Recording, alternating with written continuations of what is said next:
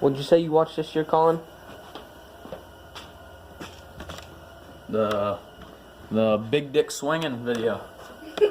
Wait, what? Big dick swinging. What we're gonna do today, we're gonna rebuild Torrin's bike that he blew up because he doesn't know how to maintain his bike, and his air filter was crusty as hell. Right there it is, laying on there. Got it pretty clean now, but it's still dirty as hell. But first, because Torrin's is an overbore, we gotta measure the ring gap. Now what ring gap is the amount of gap you have in between your ring right here when it compresses inside the cylinder. So what you want to do is you want to take your ring and you want to put it inside the cylinder about halfway. Try and get it as even as possible. And after you get it even as possible, well, hell, you can even take your piston and put it down a little bit, make it even. Okay, so now what you want to do is you want to get your feeler gauges. Colin, where are my feeler gauges? I don't know what that is. I need my feeler gauges! Now these feeler gauges, and right there is about the width of Colin's penis. You measure small distances, so basically this is 0.038 millimeters thick. So you can put that in between the ring, and if you feel a drag, then you know that's how thick it is.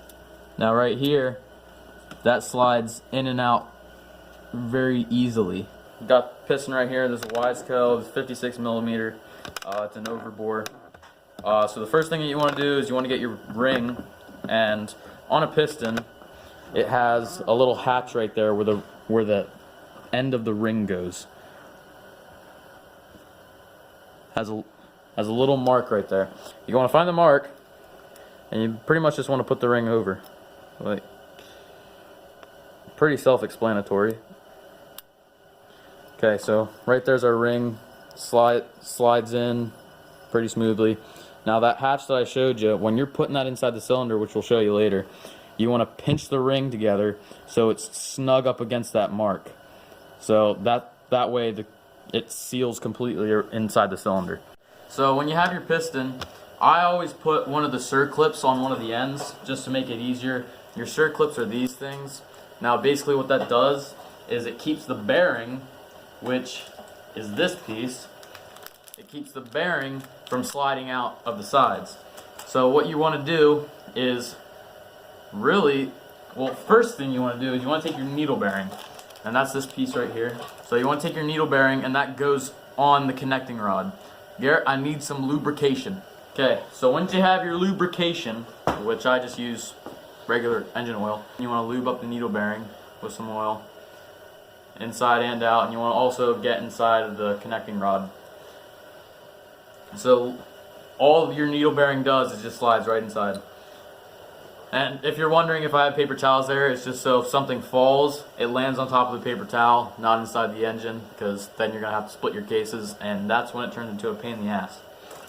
So next you want to do is get your bearing ready.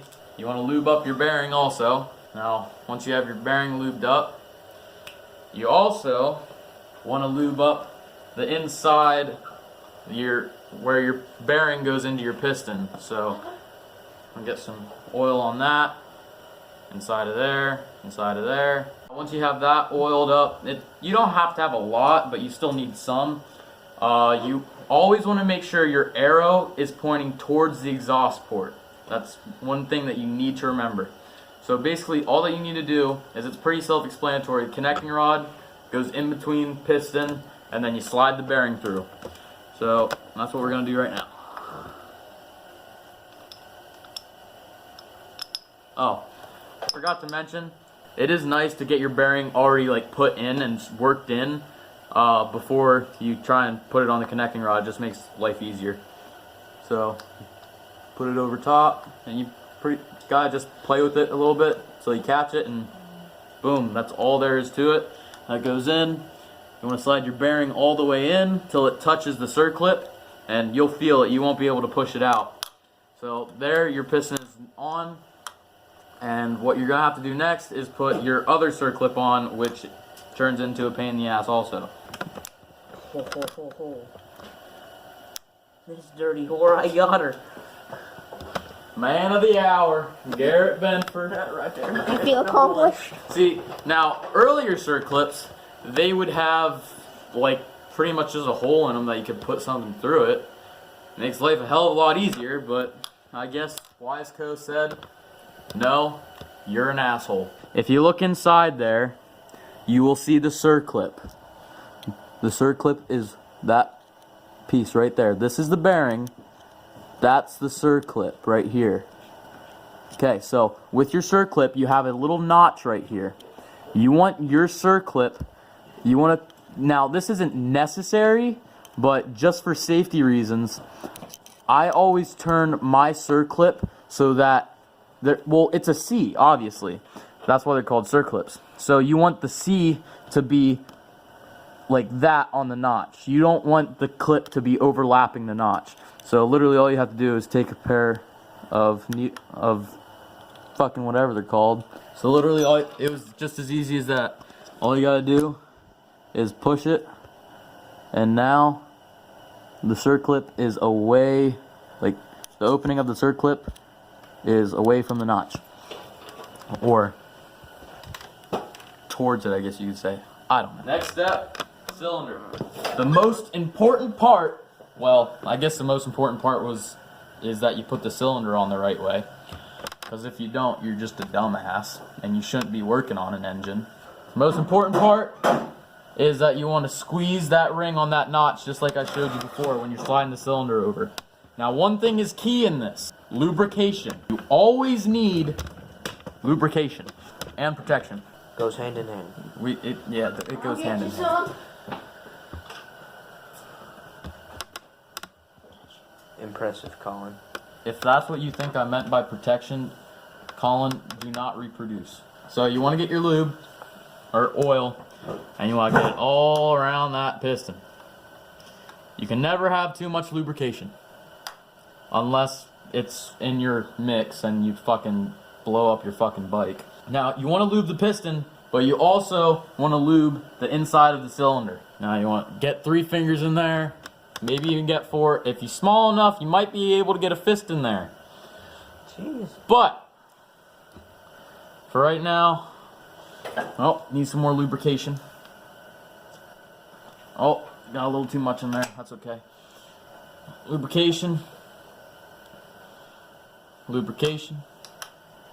Okay, now I gotta wipe off my hands because it's ready to go on and I can't grab anything. Cylinder goes on this way, obviously, because the exhaust port goes out that way. Like I said a billion times before, you want to pinch that ring. So once you get that ring over the skirts of these skirts of the cylinder, then you're pretty much good to go. You can let go. So pinch it, put it over.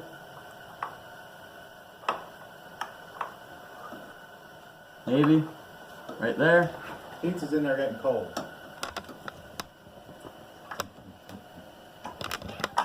Slide her up in. And this cylinder goes down. Get a nice good seal.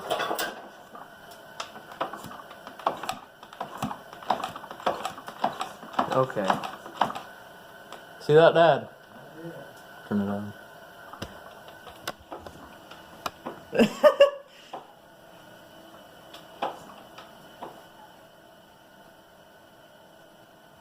Now you want to put her at TDC, top dead center. Now you don't have to because it's a 2-stroke, but cut to 22 foot-pounds, then you gotta put them shits on.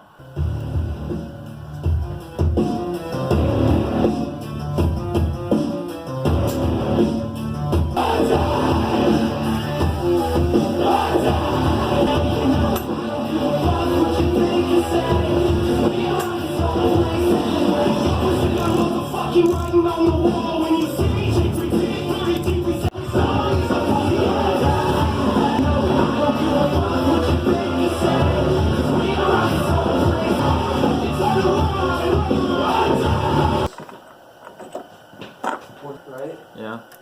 Get more SP. On to this. Seems tough.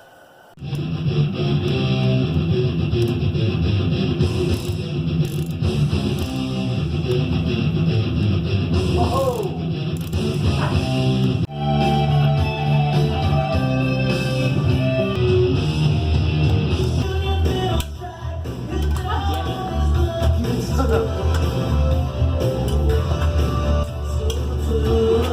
it? Fucking dumb.